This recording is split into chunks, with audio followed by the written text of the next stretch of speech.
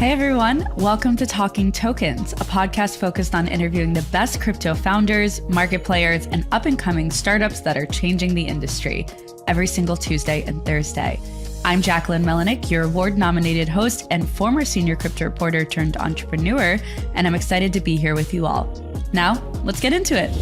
Today's guests are the Wormhole Foundation co-founders, Robinson Burkey and Dan Reecer. I think this is the first time I've had two guests on the show, so I'm excited to do this. With that said, Wormhole Foundation is the team that supports the development of the Wormhole platform, which we will discuss a lot throughout this episode. And essentially, the platform is focused on interoperability. It supports over 30 blockchain networks, multi-chain applications, provides developers access to these blockchains, and so on and so forth. They'll explain it way better than I do. So Dan, Robinson, welcome to the show. Thanks, Jacqueline. Happy to be here. Thanks for having us. Yeah, of course. And to start off, I want to know, first of all, how did you two meet? How did you decide to co-found Wormhole together? And what was your foray into the industry? Dan, if you want to kick it off. Sure. How did we meet? We actually worked together at a previous project. At the time, this was probably 3 years ago, three and a half years ago. I was looking for someone to help lead a BD team. I was at a team called Akala, and we were looking for a BD lead, and we hired two of them, one being Robinson. So he can tell kind of more of his story, but he's an example of somebody who I tried to bring into the industry from outside of crypto. I think we kind of have a problem in the industry where we only want to hire internally, but bringing people in from outside of the industry is always helpful to just bring specialized skill set in a certain area, and just add that to their crypto knowledge once they get up to speed. So Robinson came in, we worked together at Akala, and then after about a year or so, he moved on to the Wormhole team and ended up bringing me on about 6 months later. So it's been a fun time working with him and kicking off the Wormhole Foundation. Okay. Robinson, what about you? Anything to add on that front? Yeah, no, Dan took a bet on me at one point, and I'm very grateful for that. To Dan's point, I was at DoorDash for a number of years, scaling, working on the new verticals team. So anything that wasn't core business, trying a lot of new things within the DoorDash umbrella. But I had always been interested in the space, was actually mining Ethereum when you could do that. But this was probably back in 2017, 2018, and then saw an opportunity to get more involved professionally. And, after Akala was at Jump for a little while, focused primarily on Wormhole. And then when it came time to spin out and kind of get serious about the teams behind the protocol and the future of the protocol, decided to start the foundation. And Dan was really my first call in terms of someone I could trust and really help scale and grow this thing. Nice. Kind of went full circle. I will add one thing. Yeah. You mentioned us starting Wormhole. I just wanted to also clarify, Wormhole was actually started long before we kicked off the foundation. This was kicked off in 2020. There was originally a Solana Foundation grant given to solve this problem that today seems basic, which is just connecting Ethereum to Solana. So the original team started Wormhole to solve that problem. Then actually the first ever Solana hackathon was called the Solana Wormhole Hackathon.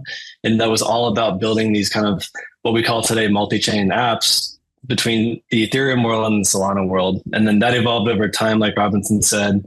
There was a team at Jump that was spending a lot of resources on the technical side and the business side on Wormhole. And then we've worked together. A lot of our efforts over the past year and a half has been funding teams with grants from the foundation to become independent organizations, kind of building the Wormhole protocol together. So we've got a decentralized group of about 4 core teams now building Wormhole kind of all at the same time. Cool. Yeah, I guess I meant more like you guys co-founded the Wormhole Foundation. I do remember when Wormhole was associated with Jump, right? How do you kind of differentiate the two now? And when did it kind of take a step away? I know Robinson said he came from there. So Obviously they're separate entities now, but when did that kind of happen and why? Yeah, absolutely. So as Dan mentioned, I think things got started with kind of Solana and these three specific developers solving a problem. And then Jump at the time saw a unique opportunity or a unique, I guess, vision for what Wormhole could be. And so decided to kind of work on that a little bit more, have more of a concerted effort in growing this beyond just connecting Solana and Ethereum. At the time, right, that was the idea, the problem that was to be solved. But then thinking bigger, it seems in hindsight like obvious, but connecting 30 chains, and we'll get into this a little bit more, but like building all these tools so you can build things across all these chains was definitely not the vision at the time. So back then it was just getting assets between chains, right? And Jump saw an opportunity, more of like an infrastructure play. They had at the time were incubating a few other projects as well. And so when I actually came over from DoorDash, it was specifically to focus on like productizing Wormhole and building out Wormhole. But at a certain point, for all serious protocols, there has to be this like step of decentralization.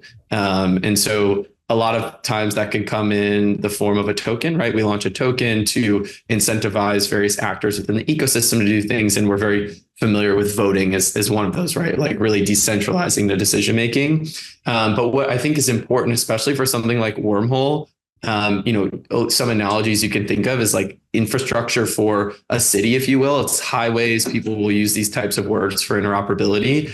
It's even more important for something like that to be really actually decentralized, because if you can have any semblance of like consolidated control, you're connecting all of these things. You're connecting Uniswap, 30 chains, billions of assets, and being able to kind of like have a few people controlling that is quite dangerous. So once we got to a certain kind of level of, I would say, product market fit or size, it just made sense to say, okay, now it's time to kind of continue on this decentralization journey. So some of us that were there at Jump at the time just spun out, created the foundation, created the Wormhole Labs entity. And as Dan mentioned, we've actually brought on 2 more core contributors, a security contributor and another labs entity. But ultimately this happened, I think, I don't know, maybe a year and a half ago at this point, right after we finished the fundraise or the last fundraise, and then launched the token back in April. So really like quickly went along this pretty massive decentralization journey to today where Jump is, still an investor, but just an investor within the Wormhole protocol. Mm-hmm. How far would you say Wormhole is on its journey to full decentralization? That's a good question. Maybe I'll start and Dan fill in the gap. But the purpose of launching a token for specifically something like Wormhole or just in general really is to kind of continue down that path. So we did that back in April. We're actually working on a pretty novel governance solution. So we're working with one of the leading Ethereum governance teams. It's called Tally, and then Scopelift, which is more of like a developer shop specifically focused on governance. We're building multi-chain governance, or we call it multi-gov. So you actually can vote across any chains, making voting more accessible. Today, governance is like, we have a little bit of a problem with it for a few reasons. One of them, like you can't participate in governance and also go like get yield in DeFi. So how do you solve that problem? And then also, if I have my tokens on one chain, but governance exists on another, how do I participate here? So we're actually, for our DAO, for the Wormhole DAO, we're launching multi-chain governance with Tally in the coming month or two. And so I would say that's probably one of the biggest steps we can make, right? Is the initiation of the DAO, the on-chain treasury. However, it's won't be quite done, right? Because there's a lot of, you have blockchains, you have apps that have a pretty like straightforward, here's how you decentralize things. With interoperability protocols, it spans so wide. There's so many things it touches, so many decisions to be made. And so we're going to kind of progressively go down that path of decisions and outsourcing it to token holders, I would say, through the remainder of 2025. Are multi-chain DAOs common? I feel like I've never heard of that before. You're shaking your head. Yeah. You're exactly right. Okay. All right. Yeah, this is actually the first of its kind of product. So working with Tally and another team called Scopelift, like Robinson mentioned, and we're building it for ourselves. We're solving our own problem because we are a multi-chain protocol. So we wanted people to be able to vote from anywhere, including Solana. But we've got a lot of DAOs on both sides, on the Ethereum and L2 side and on the Solana side, just kind of waiting for multi-gov to go live so they can incorporate it into their DAO. There's a lot of problems we're solving. One being the cost of just voting on Ethereum mainnet is prohibitive a lot of the times. so that people are excited to be able to vote on Arbitrum and still have that vote broadcast back to Ethereum, for example. So yeah, we're looking forward to launching this later this year. Yeah, that's super interesting. I also feel like multi-chain or interoperability was such like a point of divisiveness years ago. And now it's like a no-brainer for, I would imagine, more and more people as they realize like the benefits of it. I'm curious from Wormhole's foundation's perspective, how do you kind of view interoperability? Obviously, it's like a core component of Wormhole, but what was kind of like the vision for you guys there when it came to, okay, this is important, we should provide this to developers and users instead of just letting everything be so segmented and fragmented? Mm-hmm. Yeah. Yeah, maybe I can start. This has actually kind of been a theme of my career, at least in crypto. I started at a team called Wanchain back in 2018 doing interoperability, moved to Polkadot, and they were doing kind of, I'd say interoperability, but only within one ecosystem, similar to Cosmos. And then moving to Wormhole now, it's interoperability for everything. So it's really been cool to see this evolve over the years. The way we think about interoperability, though, is before, even going back to 2018, it was kind of an afterthought. It was like you would build an application, you would build a chain, you would try to get some traction, try to attract some users. And then maybe a year or two later, you would start to think about, okay, how do we get users from other chains, or how do we connect to multiple chains if you're an application?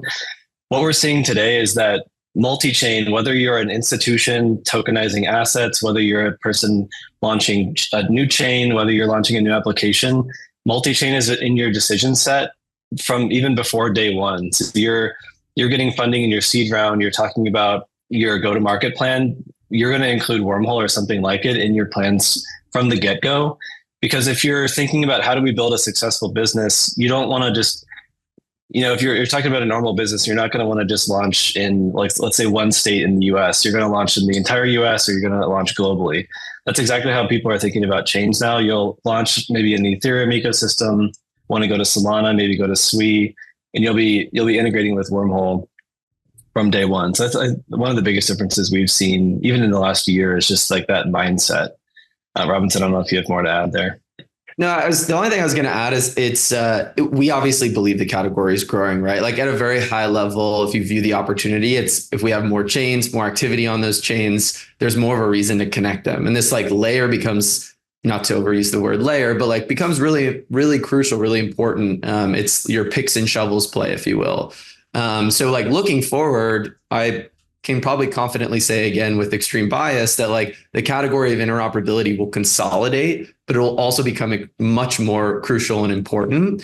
But what's funny, like I said, is like there was a time a couple of years ago where it was a school of thought. It was like one chain or multi-chain, right? It was like Ethereum, everything on Ethereum, or there were some people that were believe multi-chain. And then that was a lot of the kind of like discourse on, let's say on Twitter, for instance. And so there was a time where it was a big bet, right? It was, we had investors ask questions. We had, builders ask questions, things like that. It was an afterthought to Dan's point, but now it is almost a sure thing. And to Dan's point as well, like we're starting to see builders come to us much earlier on and say, and not only builders, like on-chain builders, but, institutions coming on chain, issuing assets, saying like, before we issue this, how do we make sure we're everywhere? How do we make sure we don't have liquidity fragmentation, things like that? So I think we've been, the team has executed really well, but we've also had that little stroke of luck in terms of the industry really going in this direction where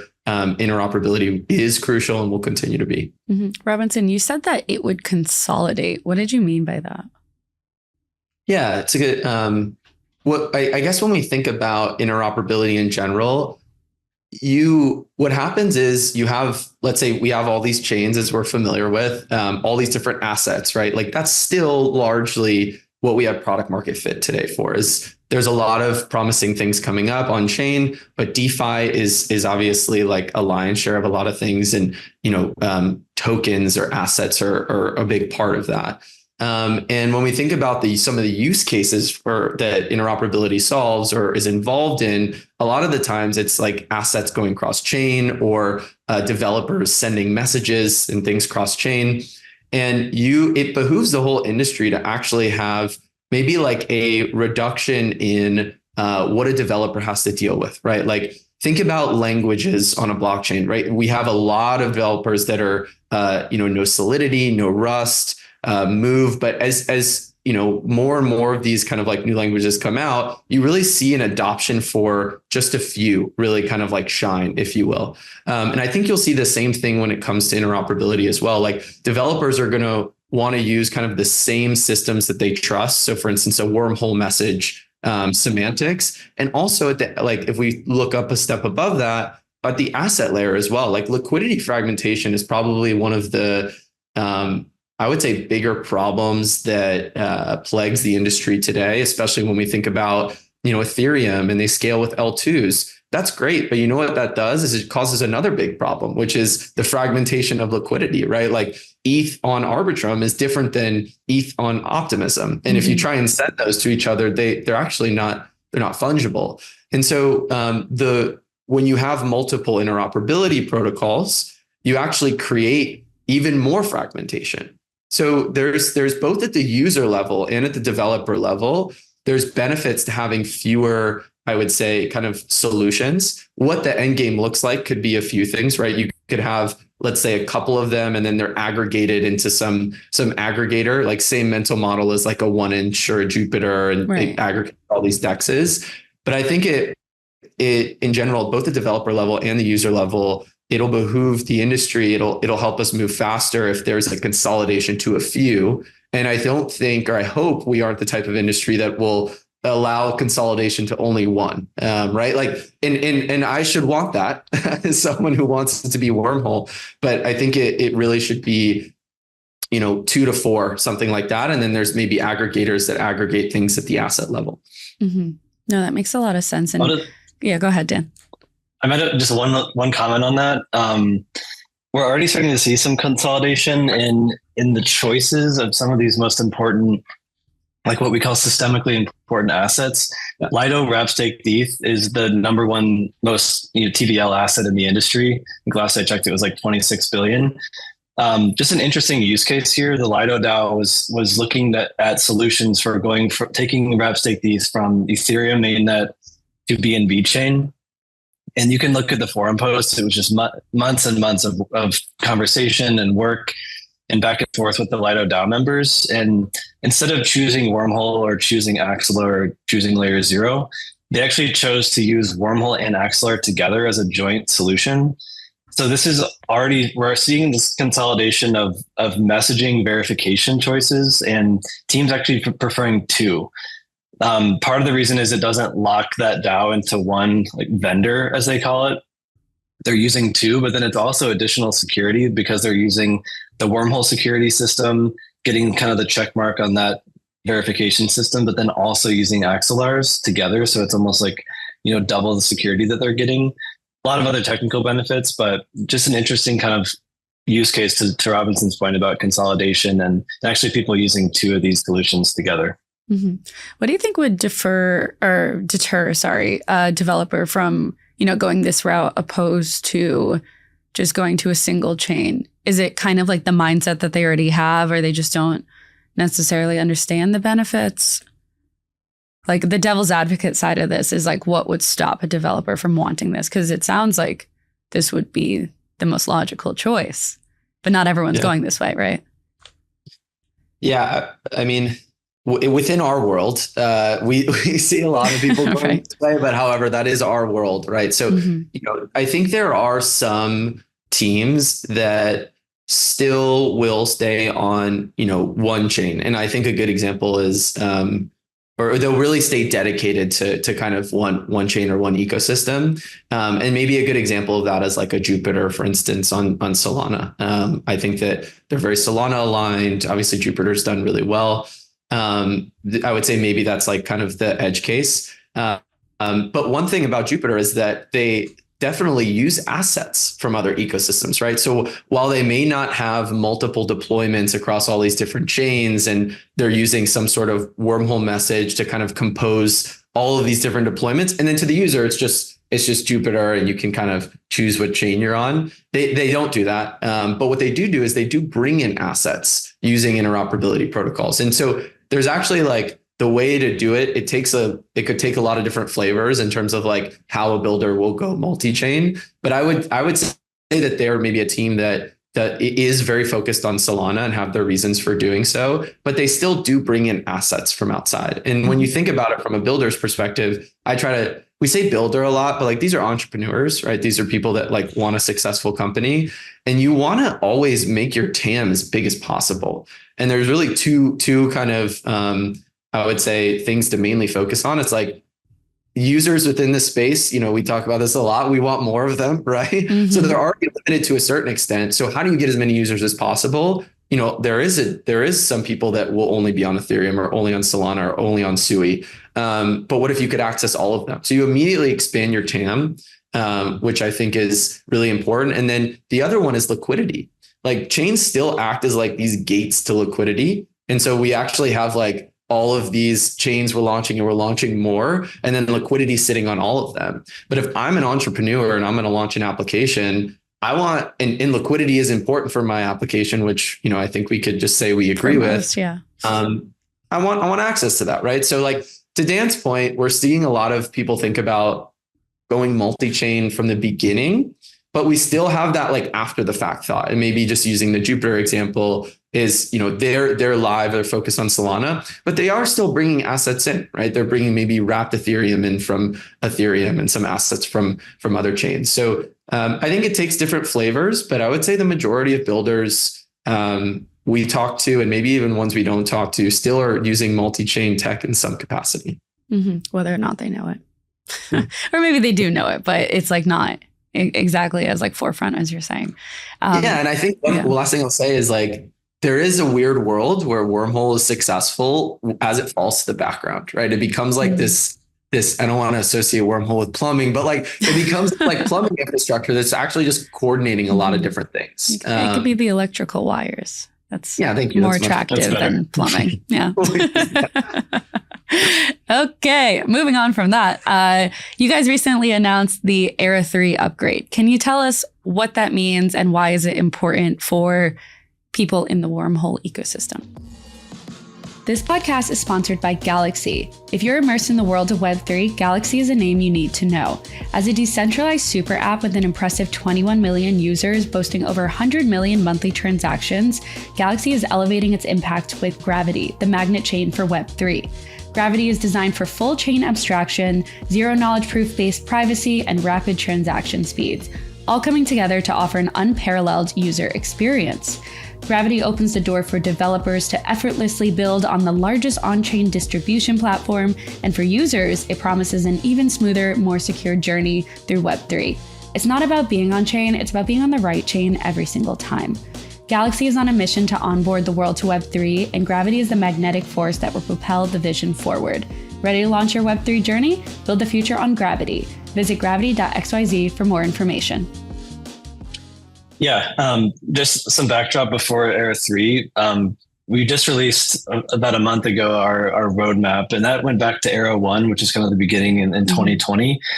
This was the original just token bridge from Ethereum to Solana. We got immediate product market fit back then.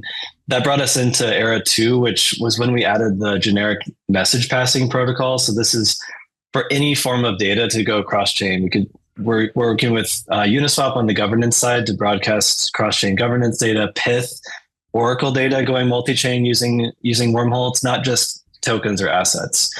In that Era2, we really went from being a protocol, a single focused protocol from taking data or assets from chain A to chain B, to becoming a full-on platform. Part of the reason why it's hard to answer some of your questions around like specific challenges for a specific group is because we now serve really 4 different categories of people. We're helping chains go multi-chain. We're helping apps go multi-chain. We're helping tokens go multi-chain. And we're helping institutions go multi-chain. So in that Era2 is when we really went from a protocol to a platform. And we have a bunch of products that now serve all these different groups. And then Era3, what we just announced is really We kind of branded each of these eras. This is what we're branding as the era of experience, because the focus is really on the experience of the user and experience on the developer. So user facing applications, Portal being one of the main kind of go-to UIs for using Wormhole, had a massive upgrade in terms of user experience. So this gets into more of the back-end kind of integrations that Portal is offering users, but composable intents is one product that we just launched, which is intents-based swapping. So native to native swaps across chains, something that users really want to see, which is fast and cheap to use. And you're getting the native asset on the destination chain, which is always preferred to wrapped assets. And then Wormhole Connect is another product that we enable users or application developers to embed Wormhole inside of their application, so people can do their token transfers inside their app.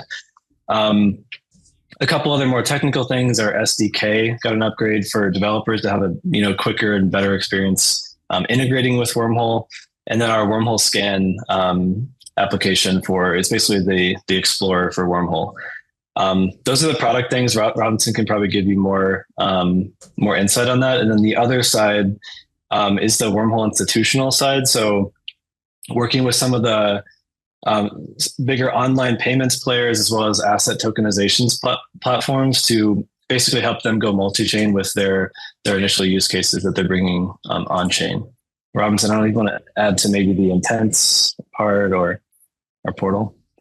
Yeah, maybe just like I'll take a quick step back too and talk about like protocol to platform. So I think a lot of people in this space there's a lot of great builders. I'll preface with that, but like, especially with interoperability, there's a lot of corners of crypto where people are solving like small interoperability problems here and there. And I think that's great. And we need that. Wormhole's at a place where we've had kind of a long enough time of building. We have a big enough team now where we're going for what I would say is like a complete multi-chain platform. And what I mean by that, or how I would think about that, is it's very similar to a Stripe, right? Like we maybe associate Stripe with payments, but really what's great about Stripe is it facilitates payments by providing 10 out of the box things, right? Like if I want to open up an e-commerce store, they'll give me a widget for checkout. They'll have something that facilitates payments and on and off ramps in the back end. They'll have an analytics thing. Like it's just everything I could possibly need when it comes to payments. And that's where Wormhole is going, and where we are with kind of Era3 is every tool a developer could need to build something multi-chain, they have it. And then with that, of course, we work with other teams to build some applications as well on top of it. So Dan's mentioning Portal, which is like, one of the more popular asset transfer front ends. But I think the big vision, the big takeaway here is like, this is a complete interoperability platform. We work with, Avalanche and their warp messaging. That's fine. We can integrate with that. IBC and Cosmos, that's fine. You can also just use Wormhole instead of IBC, right? It's flexible in that way. But the goal is to take it from like building and solving these little niche problems in these corners of crypto to like actualizing it, going to market, having a front end users can use across as many chains as possible. And that's how we kind of think about, I think at a high level, Era3. I feel like that's a lot to do all at once, right? Maybe it just goes over my head, but how do you kind of maintain security and also just like quality of the work that you're saying that's going to be provided? Yeah. I mean, that's a good question. And it is a lot. I think there's this general expectation in this space to have like splashy announcements every other week, right? Unnecessary. As a former reporter, unnecessary, but yes, go on. Yes. Thank you. Okay. We need to internalize this a little bit more. There is that little bit of pressure, right? Of like, oh, what are you doing, week after week after week? And, I think that, we are building across so many different products, but the goal is to like bring that all on. What we're doing now is bringing that all on one platform. So it is to answer your comment, like it is absolutely a lot, but we feel like we have the team size and expertise to execute on that. Speaking of team size though, I think one thing we've done recently in the past year is we've actually brought on what I would consider one of the best security teams in the space. They're called Asymmetric Research, a little bit under the radar. A lot of them spun out from Jump Crypto to create this create this entity. They're finding infinite mint bugs, all kinds of critical vulnerabilities across the on-chain world. And they found an infinite mint bug yesterday within CCTP Circle's multi-chain protocol, right? And they report it responsibly with the goal of like continuing to make the space better. And now this is the team that's, partially, almost fully focused. A part of their team is fully focused on Wormhole. Mm-hmm. And I think with interoperability protocols in particular, what's happening is I think there's some of the biggest audit bug bounty pairs out there. I think like of the top 5 bug bounties, 2 of them are interoperability protocols, one of them being Wormhole. I think on Immunify, we might be one of the highest, multi-million dollars if you find anything, right? We want to incentivize the right behavior. And I think we probably pay, definitely top 3, the most in external audits across all of the on-chain world. And then this team we have is internal, right? Not a lot of teams in the space have internal security teams. A lot of the like motion you typically go through is you'll write some code. You'll be like, oh shoot, before we hit this timeline, we have to get it audited. You'll book one external audit and then you'll go. We have a team that internally audits everything before we push anything out to an external auditor. So typically you're getting 2 audits. And what's good about internal audits as well is that the team has more familiarity with the code, which is an important thing. A lot of times, like let's just say you imagine something as a developer, you'll put it into code and then you'll give it to someone that hasn't seen anything, hasn't been brought along with the context for the past 3 months, and then they'll check it, right? Mm-hmm. But this team is kind of embedded with us. So I guess all that being said, security is definitely our number 1 priority, so much so we brought in a team internally and have a pretty robust kind of checks and balances process there. Yeah. No, that makes a lot of sense. I'll just add, Robinson covered a lot on the personnel side, the audit side, but there's also a whole other side on the tech side that we've built out for Wormhole to make sure that everything is secure. So one thing is we built our own blockchain in the Cosmos ecosystem called Wormhole Gateway. This actually houses some of the security features that not only help on the Cosmos side, but they kind of like power the security for the whole broader Wormhole platform. So one of those things is the accountant or the global accountant. So Wormhole is working across, you can picture just 30 different blockchains. So if assets are moving from one chain to another, something needs to keep that ledger of, okay, 5 left this chain and 5 entered this chain, 10 left this chain and 10. So this is essentially a global ledger that's accounting for all the different in and outflows across all the Wormhole connected chains, which is very important. If there's only 10 assets, that went into one chain, 12 can't leave. It's a maximum of 10. So this helps prevent exploits.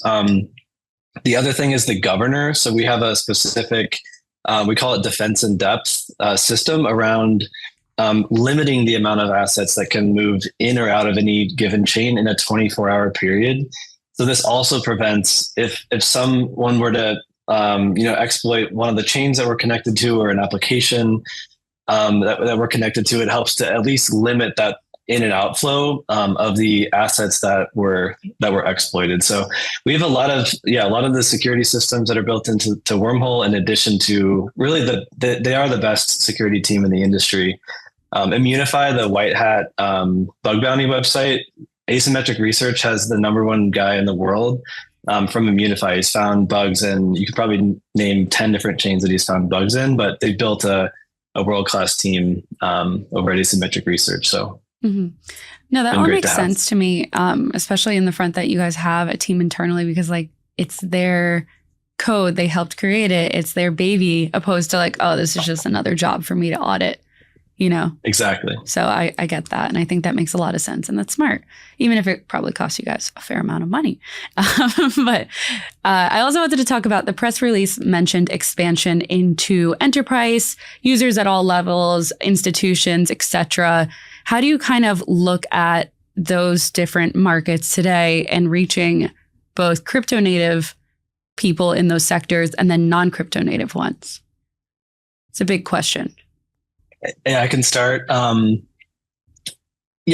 we looked at the market, like we said, we have a lot of product market fit across chains, apps, and tokens within the crypto space. These network effects are continuing to build, but as we look forward to the next 5 to 10 years, where do we see the industry headed?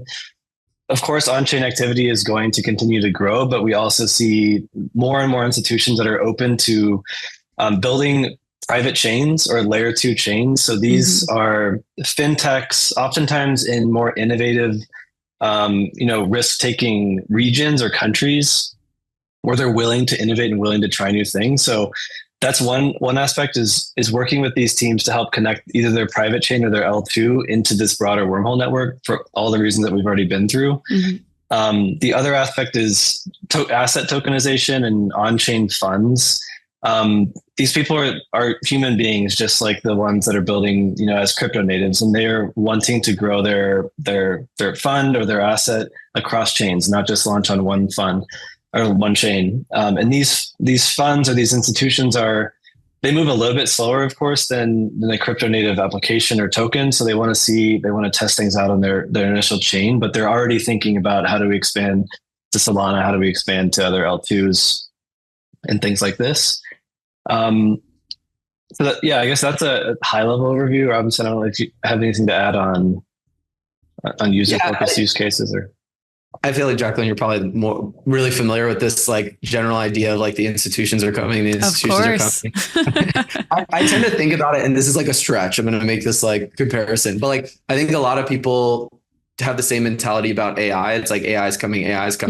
But really what happens is like it's really incremental, right? Like you don't lose. No one's going to lose. 12 million Americans aren't going to lose a job overnight to AI, but it's like you look back over kind of a decade time horizon, you're like, oh, wow, here's how much of like X, Y, and Z category was actually affected by AI. And I think it's like very similar with institutions in crypto, and that like we've probably been talking about it at some level since 2017, right? Of like institutions coming in but the thing I think that's happened is like since then, that incrementality has actually started to kind of happen. And I don't need to go over any of the recent news with ETFs and things like that, but, having conversations now with, blockchain tech is to kind of this maturity level where like, people are getting, or institutions are getting comfortable with issuing assets on chain. But, and if you think about going back to our conversation about your entrepreneur on chain, like maybe your dev or your dev in your commercial, a woman or man getting together and building something,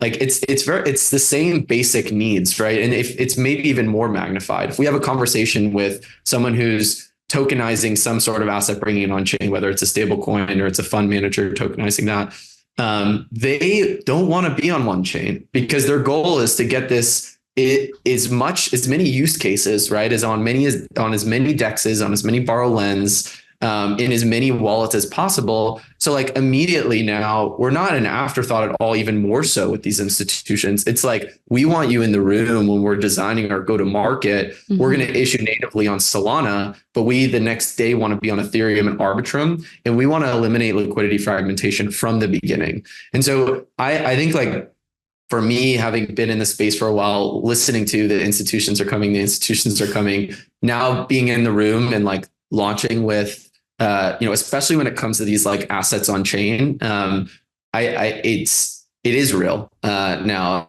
And like we saw recently with PayPal, for instance, right? Like PYUSD, is over $1 billion now on TVL. And we have some other ones coming to both Solana and Ethereum that we're pretty involved with. So I would say that's how I think about it at a higher level. And to Dan's point, there's not a huge difference, I would say. I think the main difference is that in terms of institutions versus like the on-chain world, institutions don't understand the go-to-market as much. But if you give them this know-how, this like, oh, here's how things work on this chain, here are the big players on this chain, they quickly get it, and they can hit $1 billion TVL like PayPal did quite quickly. Yeah. I think it's also brand awareness though, Easy. Yeah. 100%. Yeah. Can you give us some names of some institutions that are interested in working with Wormhole? Yes. Yes. Maybe at the next taping. Okay. But for now, we are launching Wormhole Institutional as part of Era3, and some teams that will. Or I guess fine. I figured you wouldn't give me a name, but I had to ask. What do institutions want the most of? Is it really putting assets on chain, or is it something else that we haven't discussed already? I mean, I think it's another avenue to make money, right? Everyone's talking about it and we want in. Yeah, exactly. Right. Like, especially if we think about RWAs, like RWAs are great. Don't get me wrong. I think there's a lot of complications that will come with, bringing real world assets on chain. What I mean by that is like, people talk about tokenizing, and lots of different things, right? I've heard mortgages, all this stuff. There's a lot of like off chain or like real world complexities that come with that. But one of the RWAs that like, and I'm not going to spend too much time on this because we know it, but like stable coins are that, right? Like stable coins are RWAs. And so like, we're starting to see a lot of these like yield bearing stable coins come on chain and these kind of like revenue share agreements with that yield. And if you have more issuance, right, like more people holding your stable coin, you're let's say you have 10 bill, 11 billion, there's yield behind that, right? And then you're able to share that, obviously that can go to your balance sheet. And so I think that like that in and of itself, people are seeing Tether, right? Like how profitable they are. And they're like, how do we replicate that? So I think I think RWAs are great and I'm excited about them. And I think some really novel use cases, but I think institutions like stable coins, and that's what we're seeing a lot of, and Tether's leading the charge there. Like they just haven't figured out. I think institutions will also come to find that it's not as easy as they might think it is. Like Tether's success story, it took a while and they went through market cycles and like they've had their ups and downs. And currently they're in a great place, but yeah. And then again, like look at PayPal, they just came in and they got all of that off the bat. So I don't know.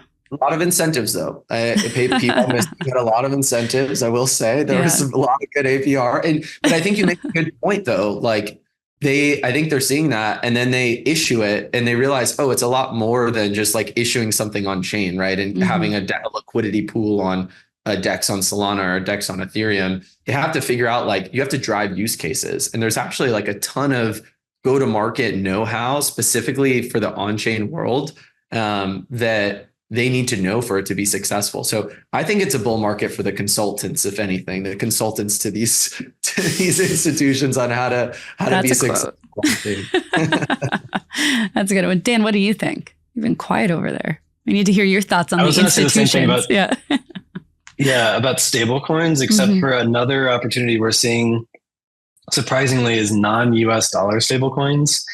There's a lot of activity going on in emerging markets where there's real on-chain activity or even crypto off-chain activity for helping businesses in those local countries either get paid from foreign entities overseas or to pay the other way in the other direction. But these stablecoins are kind of like what we talked about, where they started out as not thinking multi-chain from the get-go, but they're working on trying to get implemented across all these chains. So there's a lot of interesting use cases happening with cross-border payments, like actual cross-border payments, like we've been talking about for a while. Even things like factoring or loans for businesses where they're working on like this setup where they have buy now, pay later, and they need to get the funding to fund different, their personnel or different aspects of their business. So these types of stablecoins in emerging markets are working with Wormhole now to begin trying to go multi-chain and get embedded within the DeFi ecosystem, and even supporting them with public and private chains that they're working with as well. Mm-hmm. Yeah, no, that makes a lot of sense. And I feel like there's just a lot to come on that front. And before we kind of wrap things up, I think we've covered a lot of ground, but I want to get both of your takes on like, where do you see Wormhole going, let's say in the near term, call that a year, versus like the 5-year plan? You guys put out the roadmap in mid-August.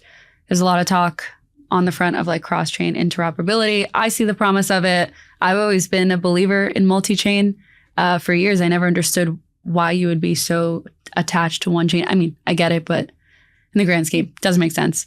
What are you guys most excited about? Where do you see things going? Yeah, I think the biggest opportunity for us as we look, even starting with the longer term vision, is just like Robinson mentioned, AI. There's just so many things happening in the world that are growing just data in the world in general, and a lot of that data is going to be coming on chain.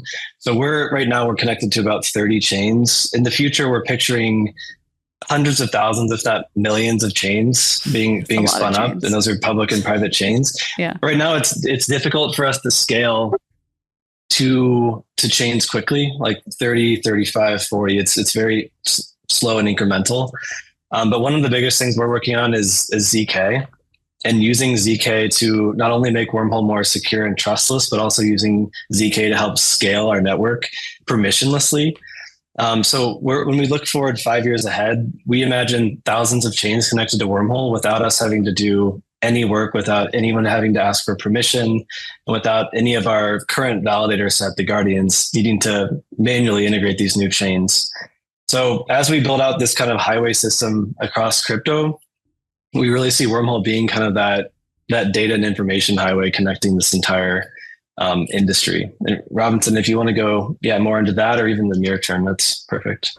I think that was really good. Like for us, we want to Wormhole today, to Dan's point, is like, it is hard to scale because it's so decentralized. You need to, and what you need to have a number of different like full nodes set up for every chain. And I won't get too deep into it, but like it's by design that it is designed the way in which it is. But one thing that's extremely important is like, how do we maintain these principles of like decentralization, security, to your point earlier, but make it super easy to expand?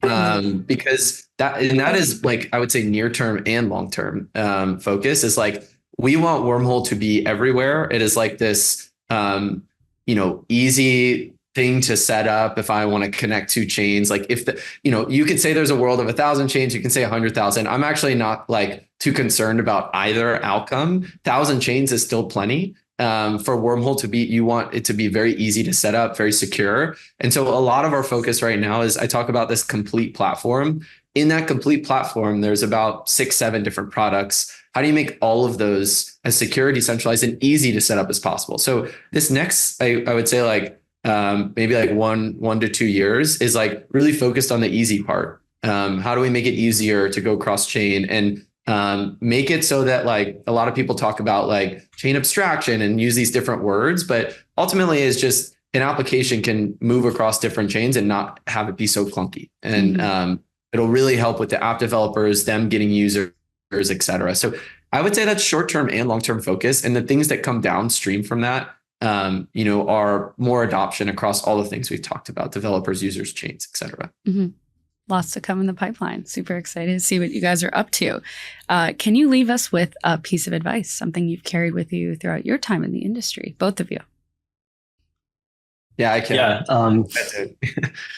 I'm laughing. One thing I tweeted this yesterday, but I think it's still relevant. Go on. I was going to add this anyway, just for additional context on how we think about developing our products, but I'll also use it as kind of my advice, which is the way our ethos is very, I think, near and dear to people who have been in crypto for a long time, which is you have to build open source and you need to focus on decentralization.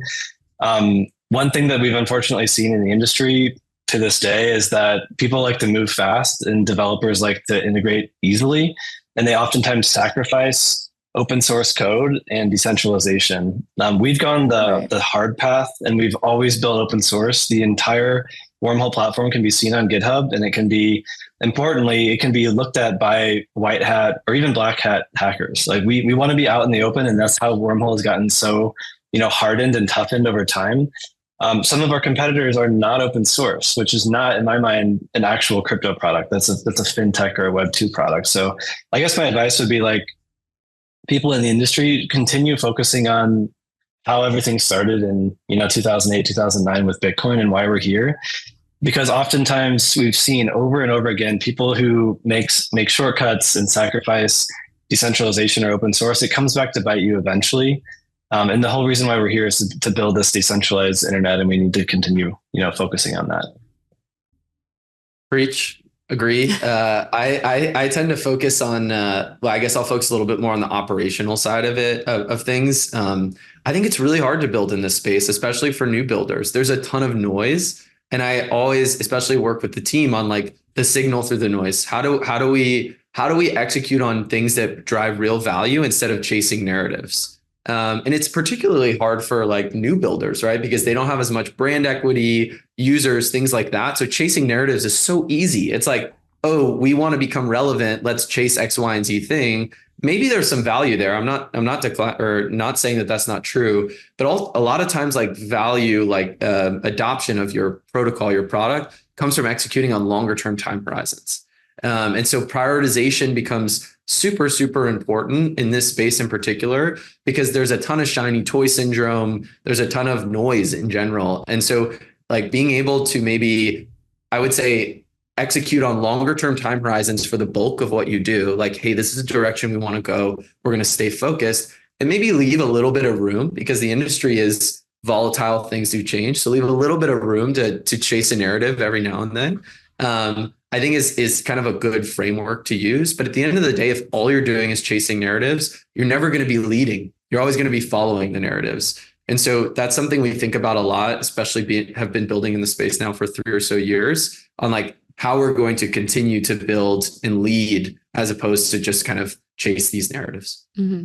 Yeah, that's a good perspective. I like that. You got to get ahead of the curve, not follow it. Yeah. Nice. And it's hard. Easier said than done. Yeah.